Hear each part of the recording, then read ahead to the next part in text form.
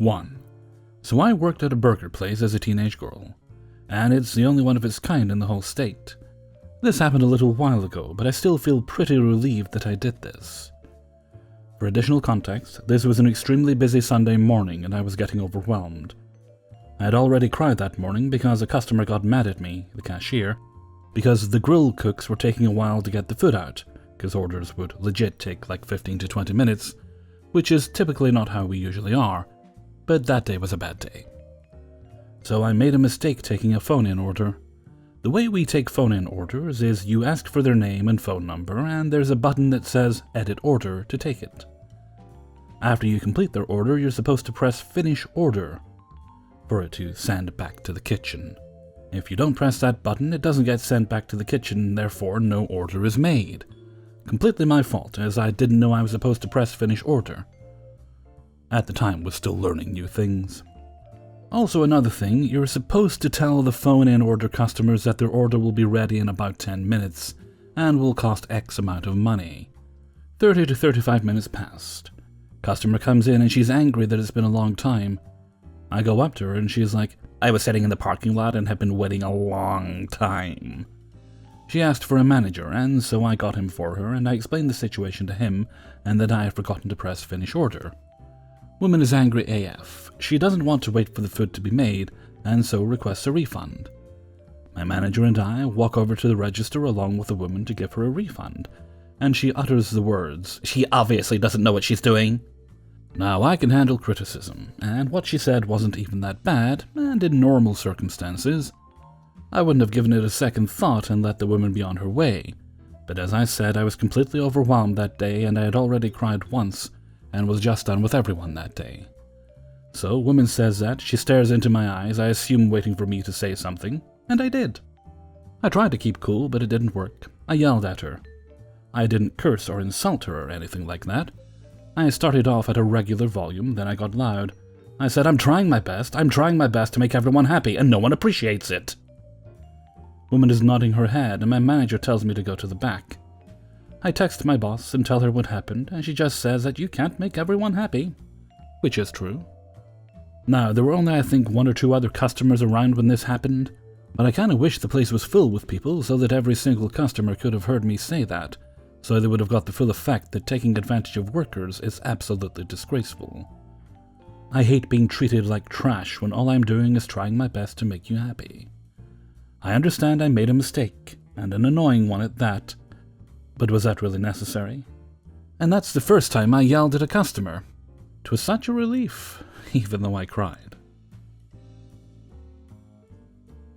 2. When I was 19, I worked overnight in a truck stop restaurant because I was in college during the day. It was 1979 and the only game in town near my parents' house where I stayed during the summers. In those days, I was an overly skinny girl with a generally pleasing appearance. We rarely had customers come in except for coffee, so all the major cleaning work got done in that shift. At the time, we got paid 90 cents an hour plus tips. It sucked. There were almost no tips, just back-breaking labor. Anyway, I digress. One night, about 3 a.m., 2 drivers came in for coffee and breakfast. I was the only waitress, so they were my table. I went over to get their orders and give menus. One of them was a nice guy I'd waited on before. When I turned to go get their coffee, the other pinched my bottom and said something crude about my rack. I came back, filled their cups, and scooted away as quickly as possible. I did the same with their meal, keeping close to the good guy's side of the table. They called for a last round of coffee and the check. I gave the check, and as I was filling their cups, the butt pincher grabbed my butt cheek, pulled me over, and said, "Hey, what time are you off? I got something you might like." As he said this, he put his hand on my breast. Unfortunately for him, at the time he did this, I was pouring coffee into his cup, and when I jumped, it spilled into his lap. The manager on duty wanted to fire me on the spot, but the nice guy stood up for me. The next day, the GM started to get in my face about it, so I went into the gift shop, grabbed a t-shirt, took off my uniform top, and gave it to the manager, then paid for the shirt and walked out. I wish there was clapping and cheering, but nope. Just the GM cussing that I should get back there because he didn't have anyone to cover my shift. I have never worked in any sort of food service again. 3. So I was 16 years old and I was a server and counter girl at this little pizza place across the street from the beach. To set the scene, it was like 10:45 p.m., 15 minutes until closing time. There were 3 other guys working that night. The guy making the pizza was my overly friendly manager. The fry cook was this big, bulky guy who had anger management issues. And the third guy was our goofy pizza delivery man. The restaurant was shaped like a square, and there was a countertop with the cash registers in the middle of the restaurant, separating the tables from the back of house operations. It was an extremely open concept layout, and anyone who was ordering food or sitting at a table could see everyone who was cooking or preparing the food. Just keep the layout in mind, as it's relevant to the story. So this couple in their mid-30s come in, and right off the bat you can tell that they are pretty drunk, because they are talking and joking very loudly. Whatever, no big deal, I take their order. They ordered 2 large pizzas, some wings, and 4 beers, which was the max I could give them. I opened their beers for them, and I handed them their bottles. I told them it would be 10 to 15 minutes before their food was ready. While they're waiting, they decide to stay standing in front of the counter instead of sitting at a table. While they're standing there, I'm doing my closing duties, minding my own business. Keep in mind that the counter and myself are the only things separating them from the folks working in the back. Anyways, the couple starts picking on my really sweet manager, and I mean in a really aggressive way. They randomly start cursing at him because they said he was preparing the food too slowly. It had literally been 5 to 6 minutes, and they had placed a pretty large order. They were saying things like, "Fuck you, man. Why do you think it's cool to take your sweet-ass time when we've got things to do?" Eventually, it got to the point where my manager asked the couple to leave.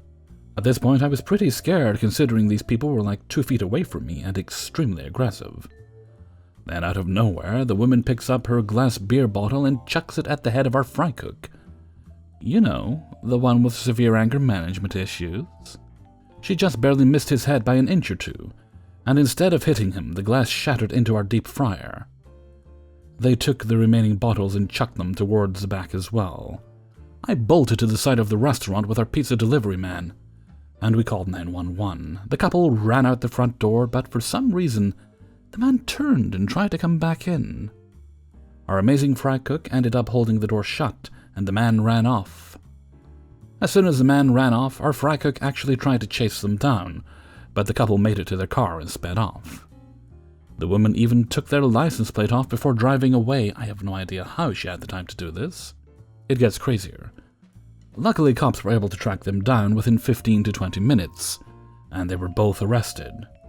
Later that week, the cops showed up at my house to get a written statement and some videos that I had from the incident. The cop that was at my house told me something that completely blew me away, though. I have no idea if this cop was even allowed to tell me this or not, but he informed me that the couple that got arrested were not drunk, but rather high out of their minds on PCP instead. He told me that the guy who was arrested actually ended up breaking his handcuffs and bending a bar in the jail cell.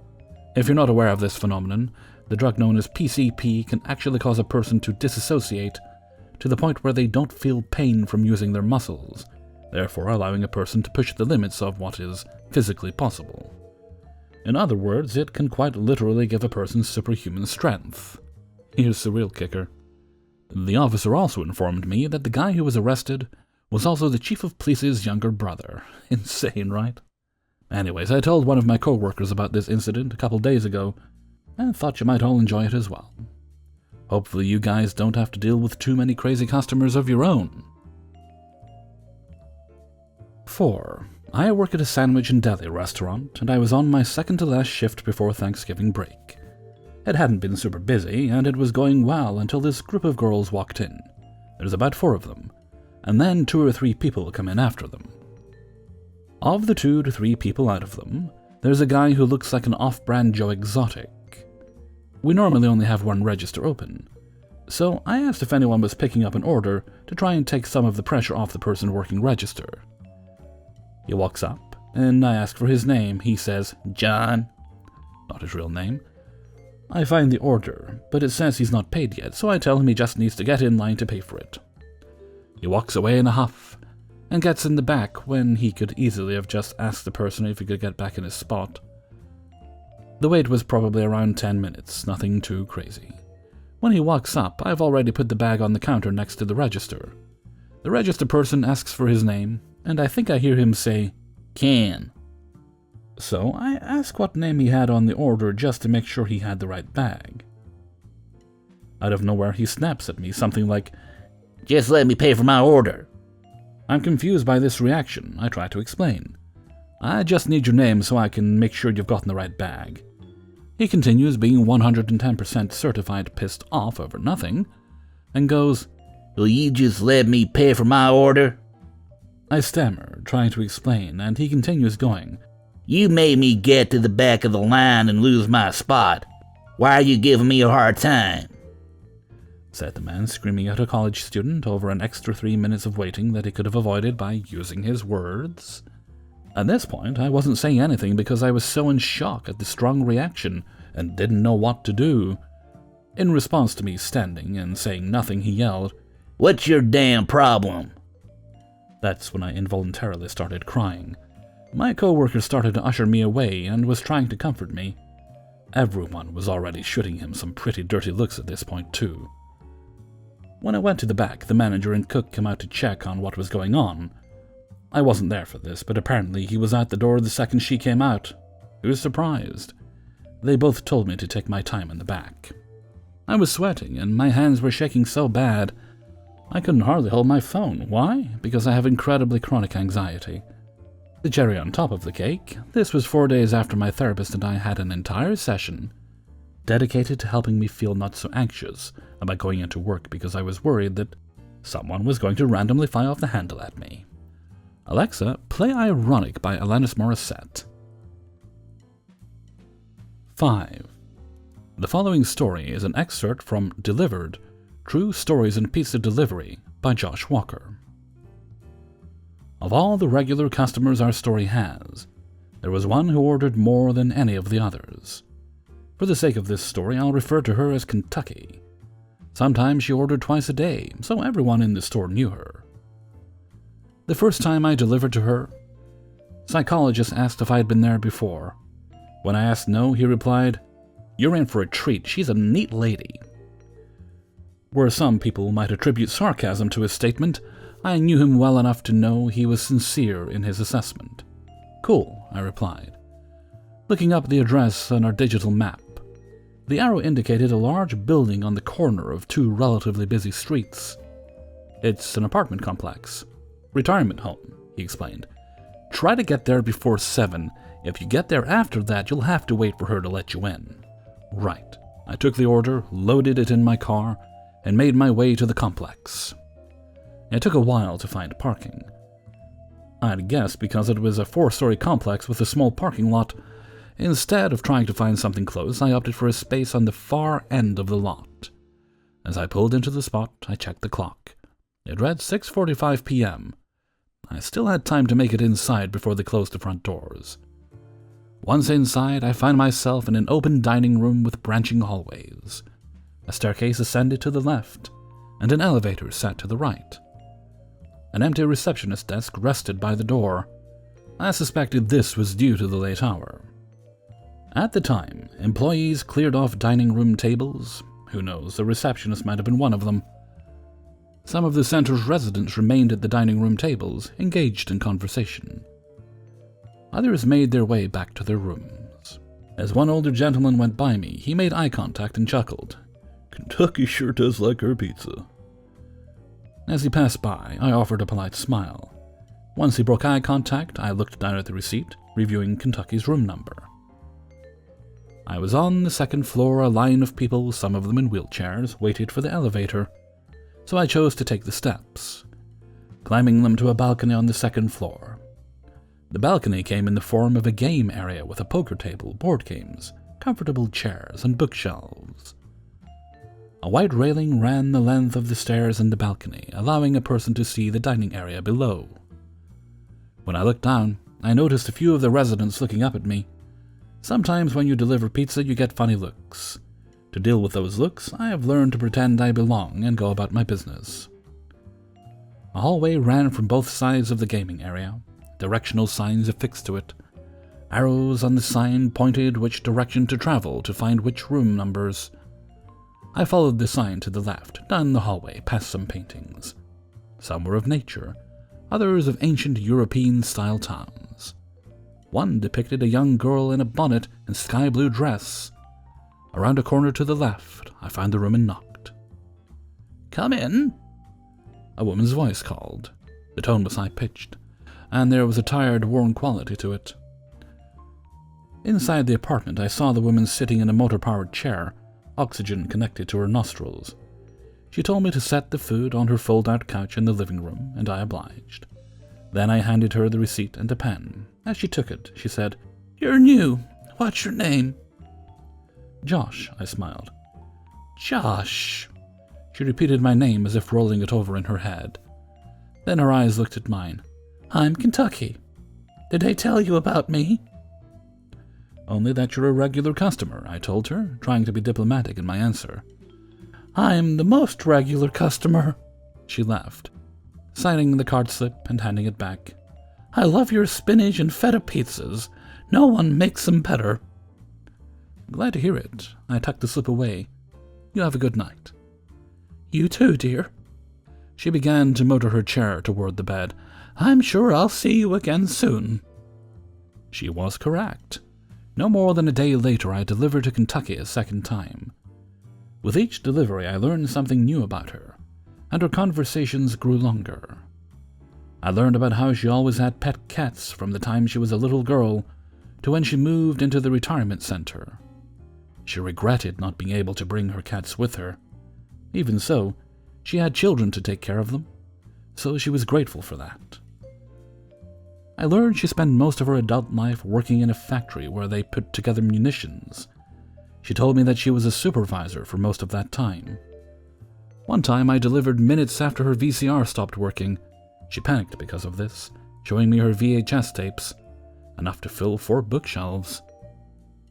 She worried she'd never be able to watch them again. I ordered her a new VCR online, but before it came in, she'd already got a replacement from her online boyfriend. I didn't realize she had an online boyfriend, so we spent one of my deliveries talking about him. During one delivery, she had a book out, reading about physics. To be specific, she read about the use of perpetual acceleration for space travel. After we talked about it, she asked where I'd learned about the concept. I explained I was an author, and researched it while writing one of my books, Phoenix Dawn and the Rise of the Witch. Next time I delivered to her, she had a copy of each of my books and asked me to sign them. I obliged. In the store one night, we were on pace to finish with cleaning by 12:30 a.m. About 10 minutes before we closed, Kentucky called and placed an order. It was unusual for her to make an order that late, but we knew she would tip, and she was always kind to us, so we didn't mind. After 8 p.m., her building locks its front doors, so she would have to open them for us. Since I knew her health prevented her from moving quickly, I called her as I left the store with her food. It gave her a chance to get to the elevator and meet me at the front door of the complex. "Josh?" She answered her phone with my name. "I need to cancel my order. The battery on my chair broke. It will take me about half an hour to get downstairs without it." "Is there anyone who can help you there? Any other way for me to get in?" I tried to problem solve. "If you think you can make it down safely, I'm happy to wait for you at the door." "I can make it safely," she assured. "If you don't mind waiting, I'll do that. I'll head down now." "All right, I'll be there. Stay safe. Take as much time as you need," I told her. Then I took my time driving to the complex. It was the middle of winter, roads were slick, so the slower I could go, the better. Even while driving slow, I arrived at the complex's front door 20 minutes before she did. As I waited for her, I passed the time playing solitaire on my phone. When she finally did arrive, she looked better than I had expected. Aside from some heavy breathing, she had color in her cheeks and a wide smile. When she let me in, I asked if she wanted me to walk with her back to her room, if she preferred for me to go to her room myself and leave the food.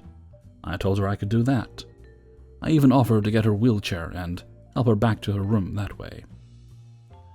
"The chair doesn't move right without the motor. The wheels lock," she sighed. "You wouldn't be able to push it. If you're in a hurry, you can leave the food in the room. It's late, and I understand." "I'll walk with you," I smiled, and we began toward the elevator.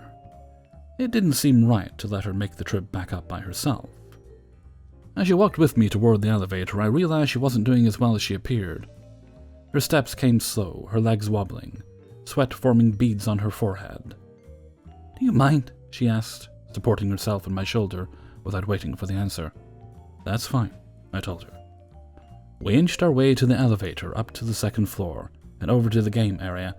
"I need," she spoke between shallow breaths, her voice trembling, "to sit down." "Right." I set her foot on the poker table and pulled out a chair for her. She thanked me and sat, and I sat across from her at the poker table. After that, I don't remember what we talked about, yet I remember the feeling which accompanied the conversation. Her eyes seemed to reminisce as she spoke, remembering past interactions on cool summer nights, recalling a childhood. There was a reverence to it all, and a loneliness. When she told me, "I'm ready to go now," the tone in her voice carried a sadness. I'm sure she would have been able to talk all night, but she respected that my manager waited for me in the store, and she understood how I needed to get back home to my family. I stood and helped her to her feet. By the time we reached her room, it was 1:45 a.m. "I'll let you eat this before it gets too cold," I told her, nodding at the food as I set it on her end table. "It was good talking to you. Have a great night." "You too," she told me as she shut the door. That was the last time I delivered to Kentucky. A few weeks later she fell, suffering an injury that has her in a life care center. I hope she recovers soon and returns to her room on the second floor, where she can continue to order from us. If she doesn't, I am grateful for that last conversation we shared that late winter night. Someone asked if there is a deeper meaning behind this story. If anything, I'd say it's to respect people. Everyone came from somewhere. They have a past. They have a history.